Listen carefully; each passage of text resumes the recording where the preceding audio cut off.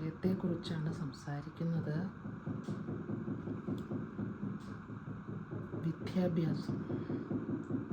വിദ്യാഭ്യാസം എന്നുള്ളത് അറിവ് ആർജിക്കൽ മാത്രമാണോ?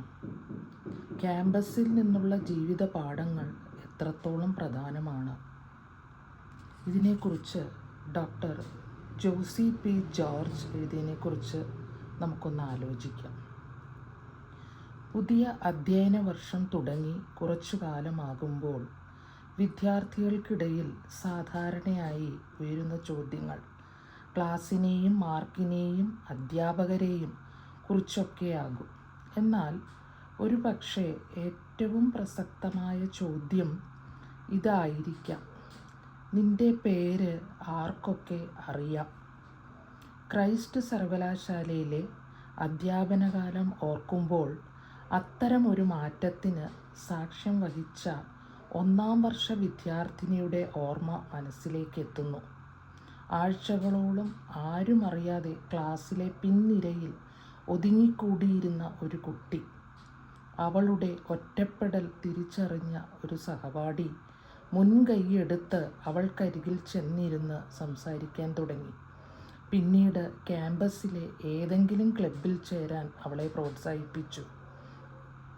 ഒരു ക്ലാസ്സിനിടെ ഞാനും ആ കുട്ടിയോട് അഭിപ്രായം പറയാൻ ആവശ്യപ്പെട്ടു. ശേഷം സർവകലാശാലയിലെ ഡിബേറ്റ് ക്ലബ്ബിൽ ചേരാനും നിർദ്ദേശിച്ചു. ചെറുതെന്ന് തോന്നാവുന്ന ഈ ഇടപെടലുകൾ ആ കുട്ടിയുടെ മടിയുടെ മറ നീക്കി ആത്മവിശ്വാസമുള്ള വ്യക്തിത്വത്തെ പുറത്തു കൊണ്ടുവന്നു. ആ ബാച്ചിലെ ഏറ്റവും മികച്ച വിദ്യാർത്ഥിനിയാണ് അവൾ. പഠനം പൂർത്തിയാക്കിയത്. അവൾ ക്ലാസ്സിലിരുന്ന് ഒരു ബിരുദം നേടുക മാത്രമല്ല ചെയ്തത്, മറിച്ച് താൻ സ്വപ്നം കണ്ട ഭാവിയെ സ്വയം രൂപപ്പെടുത്തുകയായിരുന്നു. ഒരു യുവ വ്യക്തിയുടെ ജീവിതത്തിലെ സുപ്രധാന മാറ്റങ്ങളിലൊന്നാണ് സ്കൂളിൽ നിന്ന് കോളേജിലേക്കുള്ള കാൽവെപ്പ്. പരിചിതമായതെല്ലാം പിന്നിലുപേക്ഷിച്ച് പുതിയൊരു ജീവിതം കെട്ടിപ്പടുക്കാനുള്ള യാത്രയാണത്. പുതിയ നഗരം, പുതിയ ശീലങ്ങൾ, പുതിയ പ്രതീക്ഷകൾ, പുതിയ സൗഹൃദങ്ങൾ. വീടിൻ്റെ സുരക്ഷിതത്വത്തിൽ നിന്നെല്ലാം അകലെ ചില വിദ്യാർത്ഥികൾ വളരെ വേഗം പുതിയ സാഹചര്യങ്ങളുമായി ഇണങ്ങിച്ചേരുമ്പോൾ മറ്റു ചിലർ ആശങ്കപ്പെടും.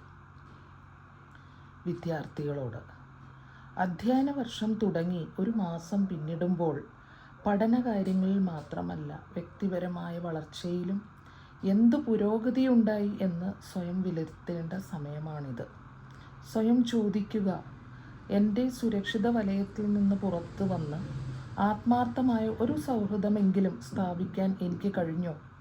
സഹപാഠികളെ പേരിനപ്പുറം അടുത്തറിയാൻ ഞാൻ ശ്രമിച്ചിട്ടുണ്ടോ? ക്യാമ്പസ് ജീവിതത്തിൻ്റെ ഭാഗമാകുന്നുണ്ടോ? എൻ്റെ ക്ലാസ്സിൽ ആരെങ്കിലും ഒറ്റയ്ക്കിരിക്കുന്നുണ്ടോ?